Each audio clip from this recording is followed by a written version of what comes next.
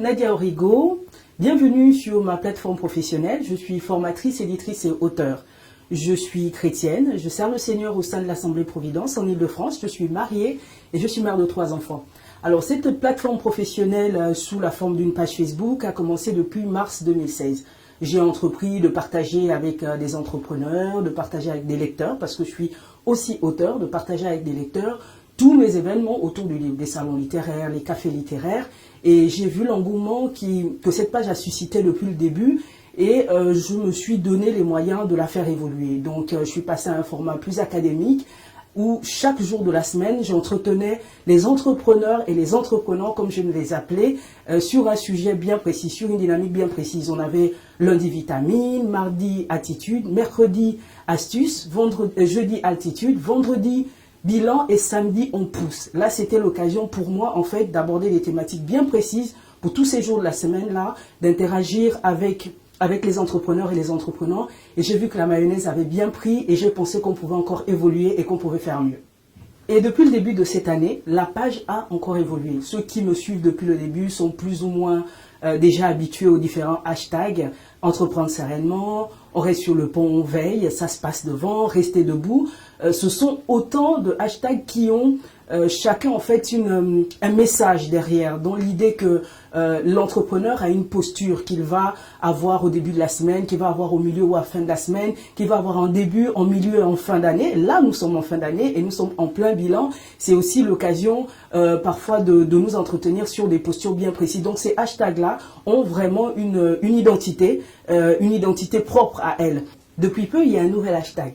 Entreprendre, c'est faire la guerre. Donc, ceux qui me suivent depuis le début ont eu l'occasion de constater que maintenant, à chaque fois que je publie quelque chose, je rajoute parce que entreprendre, c'est faire la guerre et je donne une clé derrière. Alors, entreprendre, c'est faire la guerre, ce n'est pas qu'un hashtag.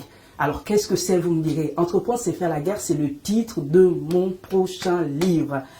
Alors, je suis vraiment heureuse de vous partager justement ce qui fait vibrer mon cœur ces temps-ci, la chose qui me fait dormir et me lever avec tant d'enthousiasme. Ce livre-là, c'est vraiment quelque chose d'assez particulier, c'est quelque chose d'exceptionnel parce que c'est le résultat ou le fruit, je veux dire, de mon expérience entrepreneuriale depuis environ 6 ans. J'ai commencé mon entreprise en décembre 2012 et depuis, je suis passée par plusieurs phases, comme celles que connaissent tous les entrepreneurs.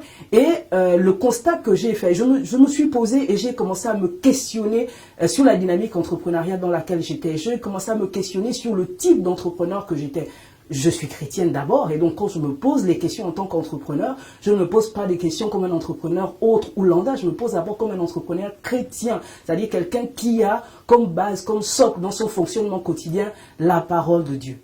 Et donc quand je réfléchis à la manière dont j'entreprends, quand je réfléchis à la manière dont je vais travailler avec des clients, quand je réfléchis à la manière dont je vais travailler avec des prospects, la réflexion que je mène, c'est d'abord une réflexion en tant que chrétienne. Bon, beaucoup m'ont posé la question parce que vous vous êtes rendu compte que depuis le début, depuis un moment, quand je fais mes posts, il y a des versets bibliques, il y a une invitation qui a un rapport étroit avec la parole de Dieu. Donc beaucoup m'ont demandé, alors tu es devenu pasteur? Non, non, non, pas encore. Je ne suis pas encore pasteur, mais je suis vraiment juste en train d'obéir à la parole de Dieu parce que ce livre, c'est vraiment le résultat de l'obéissance à la parole de Dieu. Bon, j'ai déjà fait les frais de ceux qui n'obéissent pas à Dieu et qui veulent faire un peu les choses comme ils veulent faire, mais ça n'a pas marché. Du moins, avec moi, ça n'a pas marché. Et donc, depuis, j'ai résolu vraiment de faire les choses que Dieu m'a dit de faire. D'où vraiment l'idée de conduire jusqu'à son terme ce projet de livre. Ça n'a pas été facile parce qu'au début, je me suis posé beaucoup de questions. Est-ce que je serai à la hauteur? J'écris des livres, vous direz, mais pour quelqu'un qui écrit des livres depuis des années,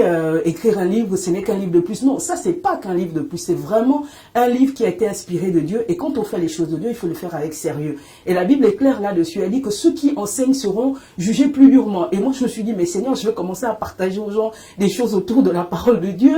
Est-ce que je suis apte? Est-ce que je suis prête? Est-ce que j'étais dans un questionnement? Et à un moment, j'ai commencé à douter. Et pendant que je doutais, j'en ai parlé avec mes conducteurs spirituels, j'en ai parlé avec mon père spirituel, le pasteur Jelly de Rego, j'en ai parlé avec mon pasteur résident, qui est le pasteur Charlet de Rego, et je bénis le Seigneur pour leur vie parce qu'ils m'ont beaucoup soutenu, m'ont beaucoup accompagné, et ça m'a amené, en fait, ça fait un déclic en moi, voilà, donc toutes ces choses qui étaient enfouies, qui étaient endormies en moi, pour tous ces questionnements que j'avais, et là, le Seigneur m'a dit, fais un voyage. J'ai fait un voyage, je vais pas m'étaler là-dessus, mais j'ai fait ce voyage pour aller rencontrer un type d'écriture, pour aller rencontrer un type de contenu, pour aller au cœur de la réforme. Je suis allé en Suisse et là je voulais comprendre comment est-ce que ces hommes et ces femmes un jour se sont levés et se sont dit on va reformer les choses. Il fallait que je comprenne parce que pour moi ce livre et toutes les choses qui vont venir après d'ailleurs à partir de ce livre-là, c'est une vraie révolution. Et cette révolution-là, j'avais besoin d'être en contact avec des hommes et des femmes,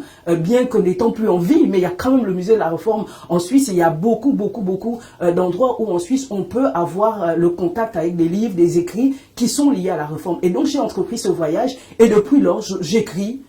Parfois vite, parfois moins vite, au rythme où me conduit l'esprit, le doute étant toujours très présent dans les choses que je faisais, mais pour chaque chose quand même, pour chaque étape, j'ai tenu à faire valider par mes conducteurs spirituels et je pense que les choses vont bien se passer. Voilà, je suis plus rassurée. Le livre n'est pas encore sorti, il va sortir dans quelques semaines. J'espère que vous serez nombreux à l'acheter.